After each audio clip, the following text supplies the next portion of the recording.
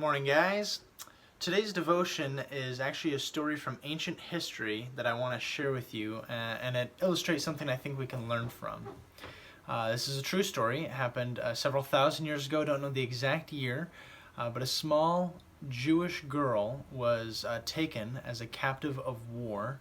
The Aramean army had raided some different Jewish and Israelite cities and towns, and they had taken this young girl captive. We don't know how old she was, but she was old enough to be taken as a captive and then be sold or given as a servant. And she ended up serving in the home of one of the generals, one of the most powerful generals of the Aramean army.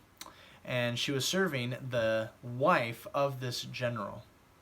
Now what's interesting is that this general, his name was Naaman, and he had some kind of infectious skin disease. We don't know if it was leprosy or eczema or something. He had some kind of skin disease that was a big problem.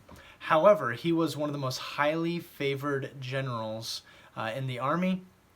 He was very well respected. He was a warrior. He was a man's man, but he had this problem. And not only was it physically uncomfortable, to have that kind of disease back in those days would have been a very shameful thing, would have been a very dishonoring thing. And what's very interesting is that this young girl who is serving the wife of this General Naaman, she sees his suffering, his dishonor, and rather than rejoicing in it, because he's the cause of all this upheaval in her life of being taken from her home, having probably, we don't know for sure, but probably killed her parents, rather than embracing bitterness towards him and that culture and everything it represents, she actually has compassion on him. And she says to her mistress, to the wife of Naaman, if only he would go to Israel. There's a prophet in Samaria who could heal him.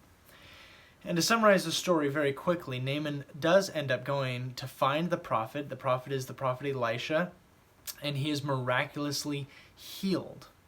And so you can read all about this story. It's in 2 Kings chapter 5. It's a very interesting story. It's one of my favorite stories in the Old Testament. But what I want us to think about this morning is what we can learn from this little girl. It's interesting, the scriptures don't actually give her a name. We only know that she's called this young girl, and she's only mentioned just a little bit in this passage. But what's so incredible, like I said earlier, is that she doesn't embrace a bitter and hard attitude, even under some pretty difficult circumstances that you and I will likely never experience. Now, you and I are in a difficult time now.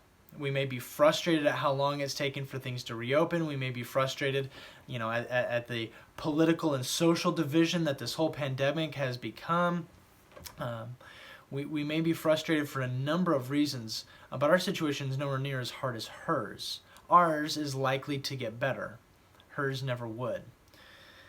She, while suffering, doesn't harden herself. She becomes soft, or actually maybe doesn't become soft, but shows how soft she was and perfectly exemplifies the command of Christ that would come thousands of years later to love our enemies.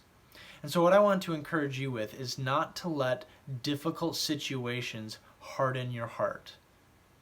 Not to let this hard time create a hard soul.